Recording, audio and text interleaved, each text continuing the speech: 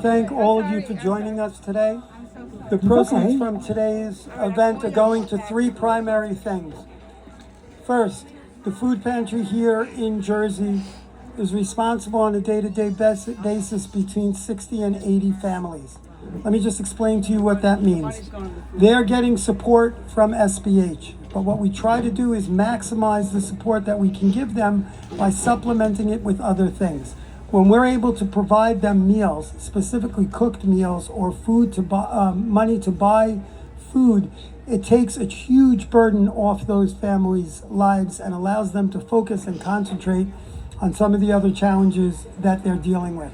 Also, at particular times of the year, specifically holidays, it allows us to give them a little bit more, to allow them to have a roast on the holiday, to allow them to have that extra something so that they can also enjoy the holiday in the midst of all of the stress that they're dealing with. Programs like this are specifically what allows that to happen. So on behalf of all of those families who will be benefiting from you being here today, thank you so much. Secondly, one of the things, Dora.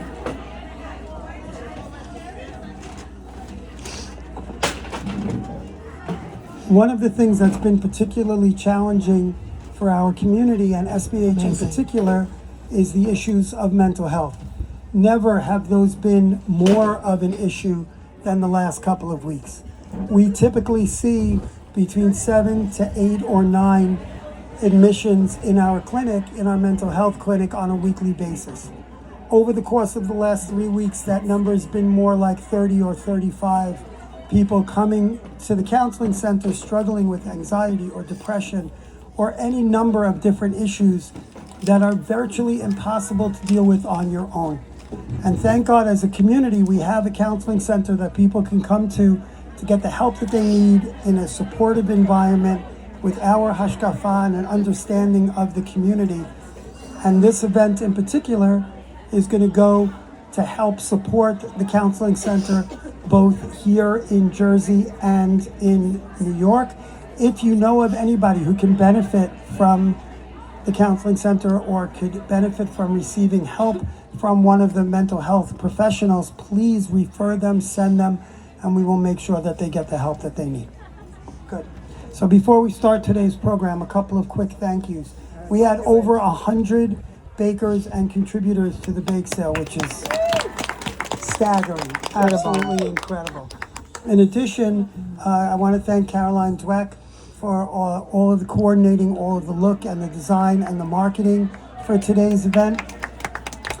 I also want to thank our fundraising committee, who did an absolutely amazing job. I'm sure, as you can imagine, fundraising has been particularly challenging over the course of the last couple of weeks, rightfully so.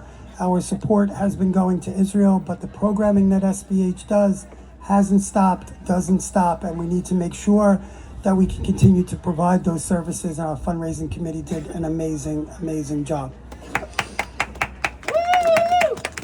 This day is particularly important because of who it's in honor of. It's especially meaningful to many of us. It's especially touching and important because of that.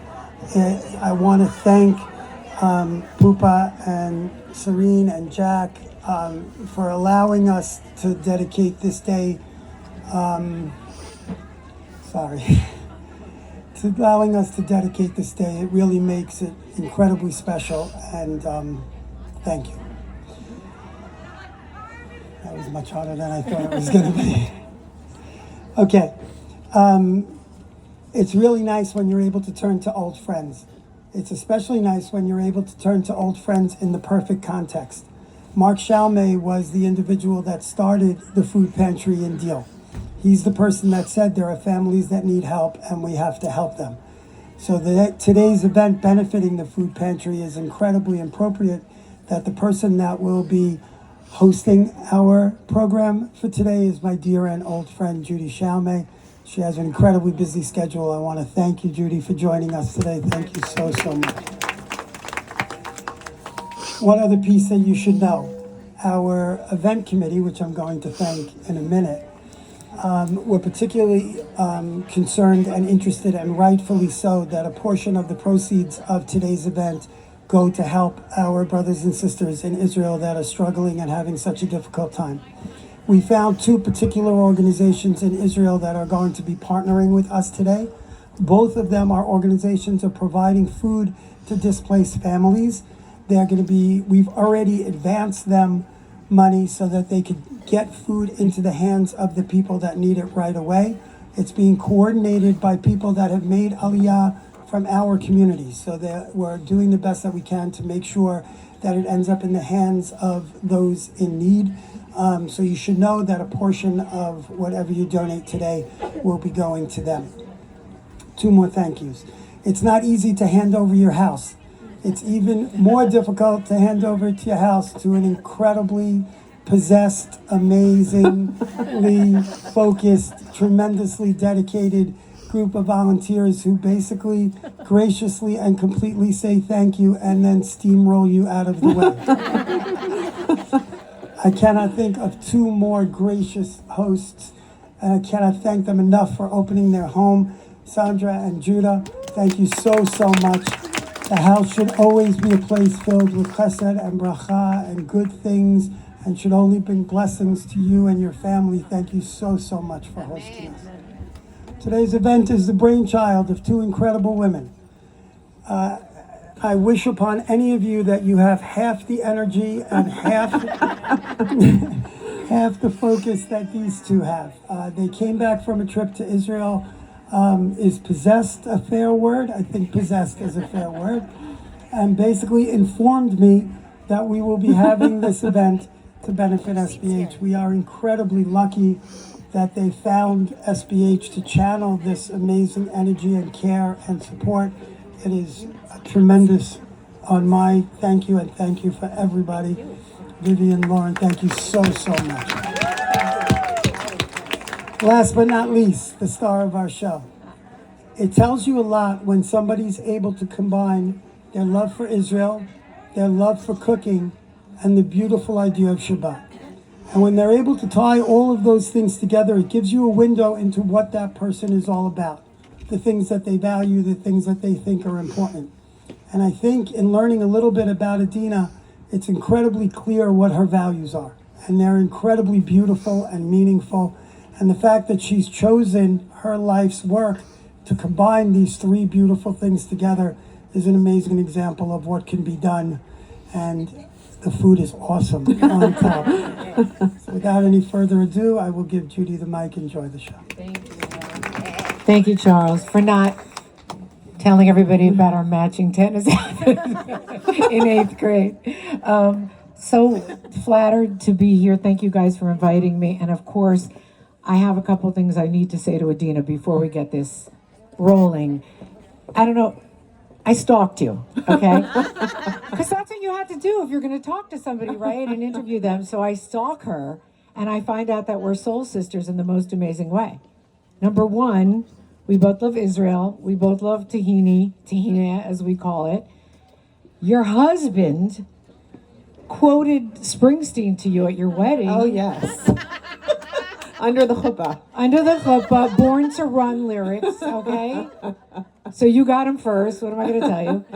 And the other thing is, we are actually from neighboring counties, grew up in the Bay Area. You grew up in Santa Clara County. Yes. I grew up in San Mateo County. Ooh. You were probably at the Stanford Mall in a baby carriage because you're a zillion years younger than I am. And I was in the Stanford Mall as like a preteen, and we walked by each other. I'm from Hillsborough. Amazing. So I thought that was by. pretty cool. And we're so excited to, I don't want this to be like I'm interviewing her, because you guys have stuff you want to say too. It's a conversation among all of us. We'll chime in when we need. I'm not worried that if Vivian and Lauren have something to say. Okay. Vivian and worried. Lauren, raise your hands if yes, I understand. So they give me all these like notes as if anybody knows me here, I don't usually follow notes. Also, the only reason they allow me to take the day off is that I promote my show every day, New Jersey 101.5, 10 to 2, Dennis and Judi. Tomorrow you better be listening. But I'm so happy that we're all gathered here today to talk about food and to talk about happy things about Israel. It's been a while, so I want, if we're allowed to do this, shut out all the sad and negative stuff. And I want to ask Adeena, how is it that, well, first I want to tell you that I think it's really cool that we have this bond, which we all have with food and Israel. So I think it couldn't be a more appropriate time to talk about happy things about Israel. But how is it that you came to be an Israeli? It's a very good question. I want to get a few thank yous out of the way, just because. Of course. To my sisters, Vivian and Lauren, we met a year ago in Israel on culinary trip to an unforgettable trip, and it was the beginning of a beautiful relationship. And I just want to say to this community, everybody could learn from your community. It's very, Aww. And keep shining your light. And you should know that you have a lot of influence outside of your community. You're very admired and respected, and for very good reason. So just want to thank you and for welcoming me so warmly. And also I just want to say hello to Pupa Dweck, my idol, who's here. I am starstruck. I'm not starstruck by regular celebrities, but Pupa, it's an honor to have you here. Your book is so influential, not only in your community, but in the entire cooking community. Everybody knows you and loves you, and we're all just waiting for what's next. So thank you all for being here. Yes, and to allow this to be in honor of your beloved family members. It's very meaningful. So how did I become an Israeli? I was set up on a blind date. I was a single 43-year-old Manhattanite, and I was set up on a blind date with a cute American Israeli guy who was living in Tel Aviv, and he came to New York on a business trip, and within a year I was living in Israel, and a year later we were married. And I say that I moved to Israel for love, and I stayed for the food. And of course, you guys know the story already because you're all BFFs. Yes. They had a sleepover last night. They posted on Instagram, I was not invited. We had 8 sleepovers because we did our trip together, and they got to know my husband, as did some other. Amy and Sharon are also on our trip, are here as well, so thank you for coming. So I had a lifelong love of Israel. I grew up in a very Zionist home in Palo Alto, California. I was one of very few Orthodox Jews in Palo Alto. Grew up in B'nai Akiva, and I went to Camp Mosheva my whole life in California. I went on Machach Ba'aretz and TBI, and I did a year seminary program between Israel, high school and college. And I did live in Israel for 5 years after college, but then I moved to New York for 20 years, where that's when I pursued my culinary career from like age 25 till now.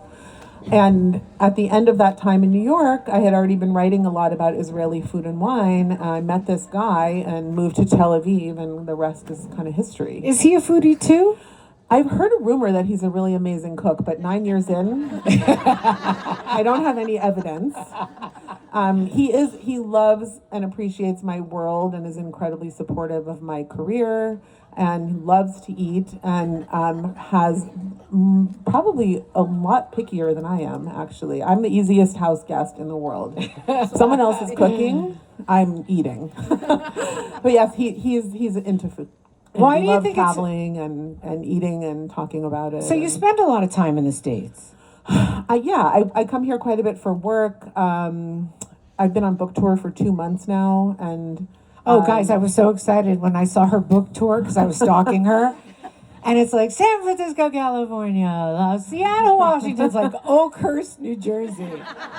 Not once, but twice. I had an event last night at Torat El, the conservative shul. You made us famous. No, I'm so excited. I feel, and I have a dear friend, Jessica Morgan, who lives in Bradley Beach. I come out here quite often for Shabbat, so I'm very familiar with the area. And I lived in New York in my other life. I came out here a lot on weekends with girlfriends. So you knew us. I know the area, and I love it here, and feel affinity for the shore, and and this whole area. So, good. But yeah, I mean, Israel has always been, very central to my identity, and moving to Israel has allowed me to explore the sort of overlap of my Jewish identity, my Israeli identity, and my culinary identity in a place that I could never have done in the United States, And why though? Because food in Israel is so much about the tapestry of immigrant life and culture in Israel. It's a history lesson in the Jewish people, you know. I mean, and yes, the United States might have all of those groups, but it's a huge place. We don't have cultural food here in America. Our cultural food is like a hot dog, you know? I mean, we have it, but, you know, think about the size of the United States and how diffuse culture is and communities. And, you know, where else in the world can you have like almost 100 different immigrant and local cultures that come together in less than 10 million people and show up on the plate in that way, you know? So I didn't really realize when I got there. I thought I knew a lot about Israeli food because I had been writing about it for a really long time, but getting there and getting immersed in the food culture just made me realize that there's always more to learn. There's always, and of course, more to share with people who don't know about Israel or Judaism. And, Right. you know, I feel like I have, you know, what started out as a hobby has become a mission, especially in this day and age, is to share the depth and richness and ancient history of our culture with people who only see Israel through a certain lens. And doing it through food is like such a nice way to do it because I get to just be myself and do what I love, but also share. And, you know, I have to say, there is a lahmacun recipe in the book, but like it's sort of like, you know, trying to teach a French pastry chef how to make a croissant. So like you guys all just stick to your own recipes. You can just nod nicely and tell me it's good. That's all I really want to hear. I don't know if you guys noticed, but she does not need me. I'm going home. No, it's just, I'm sorry, I have a lot to say. I'm and so thrilled. especially Go. right now with what's going on in Israel. Well, that was going to be my next very question: nice is to be why? here. What makes it so much more important to share Israeli food now than it was before? Yeah, I mean, my books always have a very rich cultural and storytelling aspect. Sababa, my book that came out 4 years ago, was about how I integrated into Israeli life using the Carmel market as my kind of ulpan, like my Hebrew class, because I spoke Hebrew, but it was my culinary Hebrew learning. And, you know, Shabbat was another overarching theme that allowed me to sort of show the world all about Israel. But what I didn't realize at the time was that I was also showing people, like, don't you see? There are Jews from Uzbekistan, there are Jews from Lebanon, there are Jews from Syria, there are Jews from Ethiopia, there are American, you know, it's people right now, Jews and Israelis are being portrayed as white colonizers. Right. Okay, and so like we all know that more than half of Jews in Israel are from Mizrahi countries and are brown, as we like to say Right. these days. But just the point is, it's not about the color of your skin, but it's about the richness of your culture. And, you know, the fact that the book just happened to do that, you know, to me, I think makes it more significant to me now that people are reading it, because people are, through the recipes, are just, it's being absorbed by people in a way that's, it's not like you see, it's just like, please make this food, please read this story and enrich your education. I think one of the best things that you wrote about the Carmel market was just the interest. You talked about a tapestry, Yeah. how nothing is wrapped and people are screaming and people are yelling at each other and you're grabbing your food. And I thought, you know, what a cool way to be introduced to all these new flavors and all these new foods. It is cool. I will say that after living in Israel for, you know, the better part of the last decade, please buy your spices from sealed containers. Once you see what goes on in the market, between the birds, the sneezing, the cigarettes, the humidity, like those piles look really sexy, but you just want to get it from like a nice canister that's closed. If you take nothing else home with you Sorry, today, everybody, go take home and that. throw away your spices. No, but to your point, it's more about the vibe of the shuk. It is like it's elbows in, and everyone's talking, and everyone's lively, and people know each other, and you know, there's not really bargaining like there used to be, you know, but there's like a culture of like tete-a-tete, and people, and you know, you see your friends, you see your vendors, you see people, and you eventually get to know them and their stories. And a lot of the vendors in the shuk are third and fourth generation businesses, and my spice vendors, the Amranis, their grandfather used to hand dry thousands of sweet peppers every year to grind into paprika. Now the paprika is imported, but Really? yeah, a lot of the spices and nuts and things that you buy in Israel, like everywhere else, like the almonds are from California, people. Okay, that's just I am so depressed. no, it's, Israel is such a small place, and, they could never produce the amount of food that they need to feed the local culture. Like sesame seeds are a great example. Israelis are the second highest per capita consumers of sesame seeds in the world because of tahina. And all of the sesame seeds come from Ethiopia. 100% of the best tahina in Israel is made with Ethiopian sesame seeds, so and there are interesting. there's sesame seed brokers. There's like a sesame seed like stock market. And the prices go up and down based That's on supply and amazing. demand. So like you learn all those things when you live in the shuk and you learn the stories, but it is fun. There are things that are grown and made locally as well, like medjool dates, and the tahina is all made in Israel, and it's incredible. But you learn your favorite places, you learn what comes from where, and also like a lot of the things, even if they come from abroad, they still have a Jewish inflection. Like they're amazing. The best dried apricots in Israel are from Uzbekistan. They look like little hockey pucks. They're very deep orange color, and they're so delicious. So we would be shocked if we went there from some of the different things we've seen. You mentioned before that you had surprises. There were things that you hadn't discovered. Like what? Let's see. I mean, I would say like one thing that was really surprising for me is like how hard it is to find a good preserved lemon in the shuk. Yes.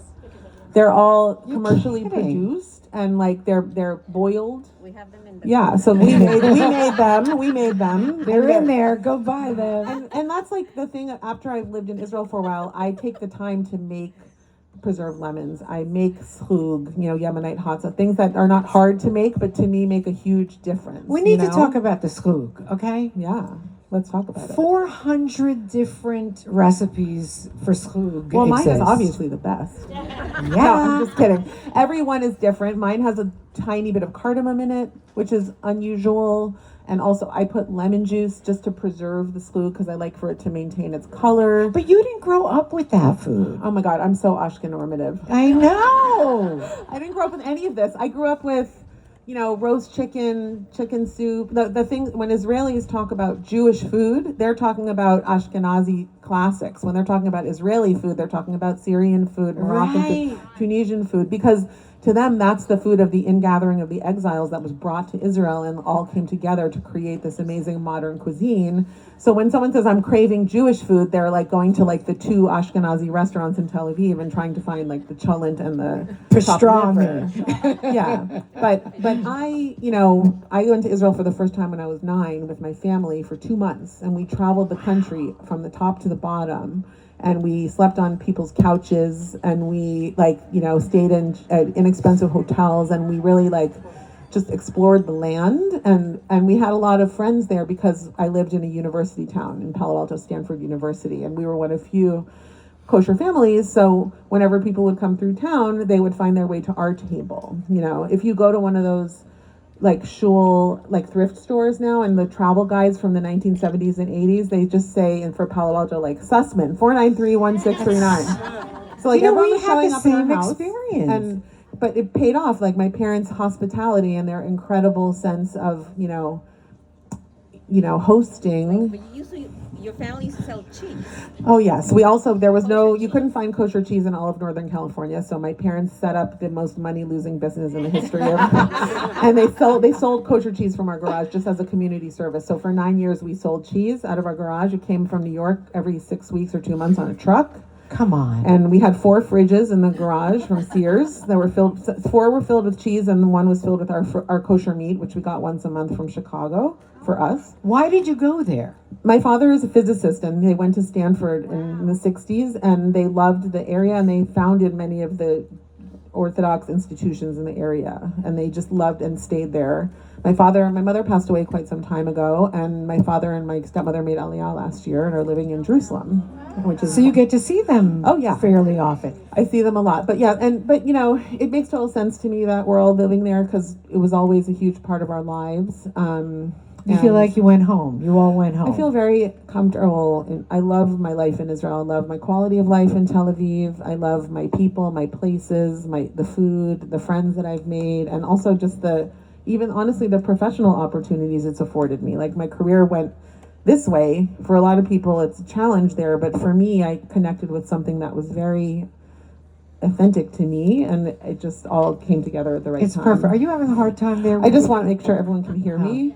I have like 1,000 things I have to ask you, but first I have to tell you how I relate to you about this California thing. But I recently met a friend that I hadn't seen since I was 10. Yeah. In San Carlos, which is where I lived, and she said, "Judi, I remember your house because we were the only Jews on the block." Right. She said it was so warm, and I remember all the sesame seeds. So you just reminded me. Yes, and hospitality is the secret ingredient of Shabbat. Yeah. So that was my next That is, question. it's the food is amazing, but it's about the hospitality. Why did you think you needed to write about Shabbat? I think it's crazy to talk a 1,000-year-old tradition as trending, but Shabbat is trending. I didn't really think about it when I chose the subject, but my non-Jewish editor at Random House was the most into the idea. Get out of here. Because you guys know this, if you know people who are not in our world, everyone wants in on the Shabbat table. Everybody wants that elevated experience, that sense of undivided attention, something spiritual with delicious food and ritual. And when people who don't do what a lot of us do talk about making a dinner party, like we make dinner parties twice a week and 20,000 times a year. And I think that what comes so naturally, I think that's what people feel when they come over. They feel that it's part and parcel of who we are. And that feeling, when people would ask my mother what they could bring to her Shabbat table, she would just say good conversation. Aww. And she couldn't have people bring things because we were a strictly kosher home. And a lot of people didn't. My mother grew up in a non-religious background. She met my father on a blind date, and he had the cold ice cream at Howard Johnson's, and she ordered the fried clams. And she kept trying to feed them to him, and he wouldn't eat them, and she thought he didn't like her. And she became religious when I got married and took on orthodoxy and kashrut and all of that, and your really siblings? embraced it. My sister lives in Teaneck, New Jersey, has 3 grown kids. I got married in 2017, and my stepdaughter had a baby in 2018, so we say I was on the single to softa plan.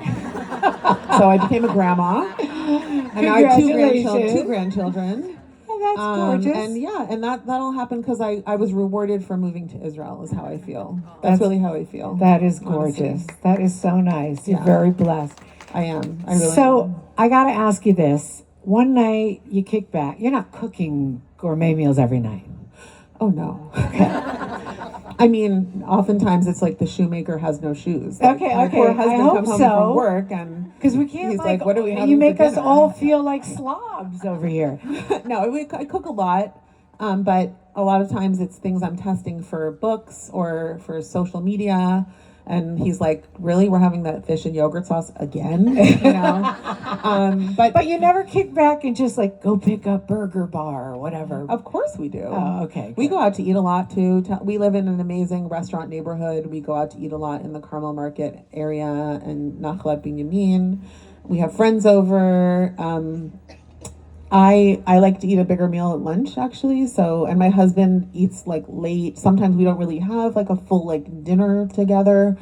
But yeah, usually a lot of times we'll have like a big salad with like some grilled protein or something yummy and some chickpeas, and maybe like I'll roast some vegetables or potatoes. And But stuff like when that. you're walking into somebody else's house, like I Yeah. don't want to have you over for dinner because won't you be like judgy?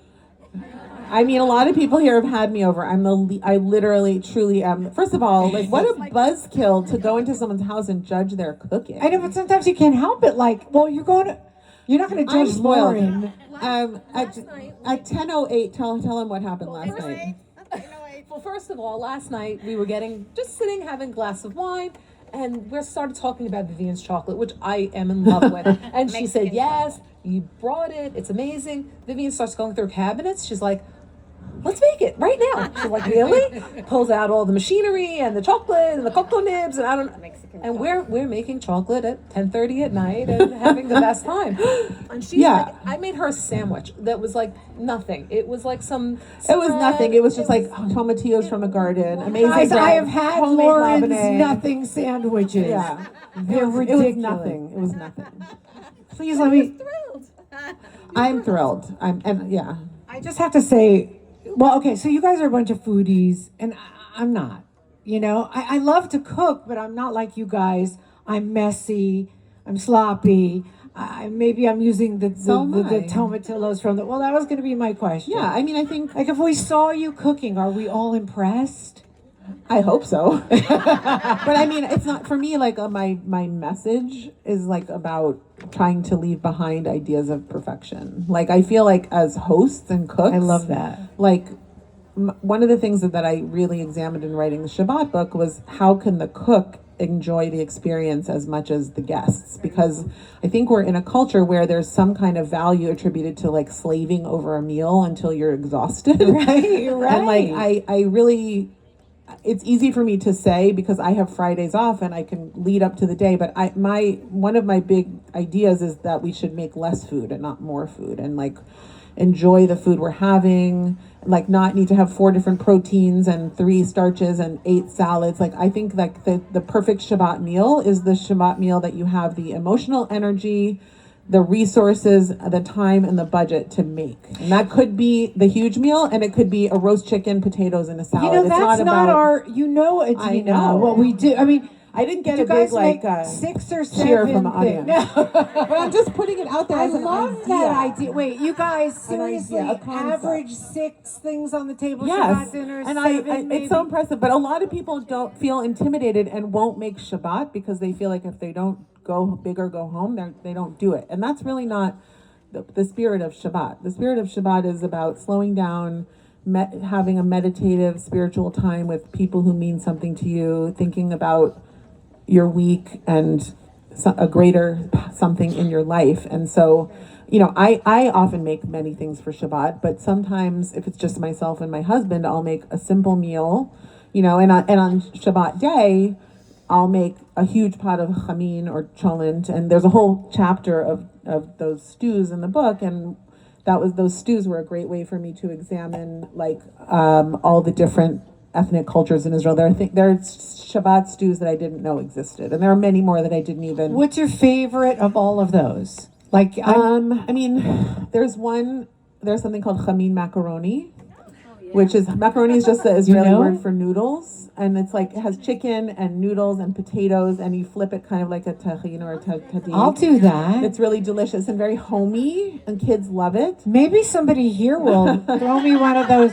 I like it because it's a very interesting and very, very specific actually to Jerusalem, sort of like Jerusalem kugel. It's something that had its origins in Israel, because many of them, as Pupa could attribute, or many of you know, came from the countries where people came from, and the whole tradition of chamin and how it was cooked. You know, people would bring their pots to the communal bakery when there was some heat left in the stoves, all that stuff. But there's one in the book that has like semolina dumplings that are made with lamb fat and something called tebecha bel salk. It's like a beautiful mixture that's like you cook down spinach or Swiss chard until it's really dark and crispy, and you stir it into the chamin. I am so impressed by her pronunciation of all these foods. I have to tell A lot you, of stews.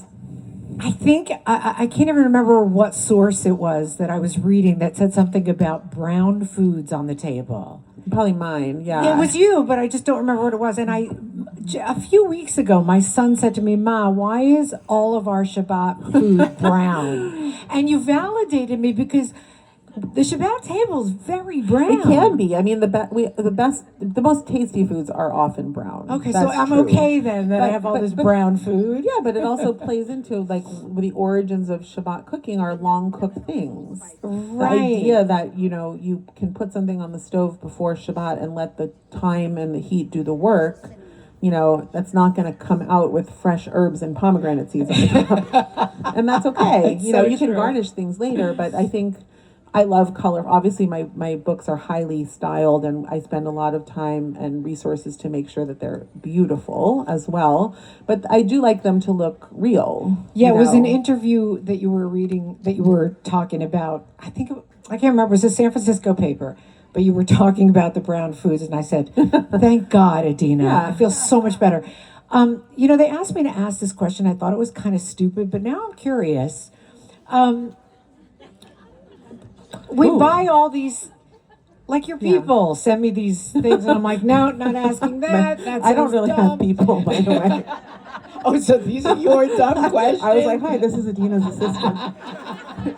No, I do have someone who helps me, but like. Well, I not, just thought you know. maybe, if these were Yeah. questions that you like to be No, asked. I don't know. But Like, there were- everything's evolving over 2 months. You Okay, know? so, because really I was curious about this. Yeah.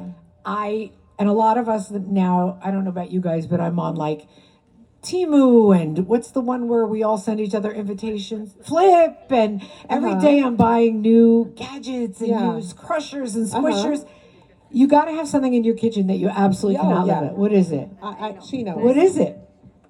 The lemon squeezer, The juicer. the lemon juicer. I have a very iconic Israeli, the same one you get in the juice shop in Tel Aviv. It's called the Zaxenberg.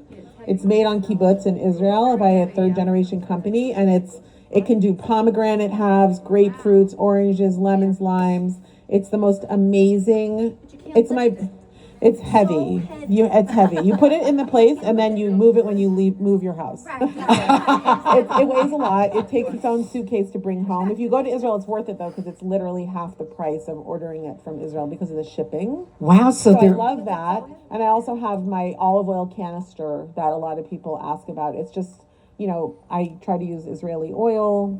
We're right at we had the amazing experience of going to an olive press where all the local families brought their own olives, and we got to watch the olive oil being produced on the spot, and we all went home with a beautiful, like, brilliant green can of amazing oil. No wonder you love her. You never would have done that on your own. It's hard to have. Even I get to do things on the trips that, Wait, let me just say that trip wasn't even that.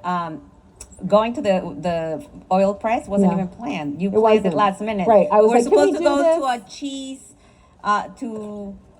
Yeah. to what was it? The city of. Oh, what to was it? Tzfat. To And I Tzfat. just was like, that's not going to be that interesting. Let's do something else. So she asked me. She says, "Vivian, what do you think? Should we go to an olive press?" I'm like, "Yeah." Yeah. So we switch things up on the fly. That's a nice thing about small group and having like access and amazing company to work with. But yeah, so that so I like to keep my olive oil in this canister because light and oxygen are the enemies of the freshness of oil. So you want to keep it in something dark. That's why olive oil comes in a green bottle, because a clear bottle allows more sunlight in. And sometimes if you get a really good Italian oil, it's even wrapped in foil. You've seen those, because of the light. And then the spout has just like there's only a very small part that can be exposed to air, and that helps keep the oil.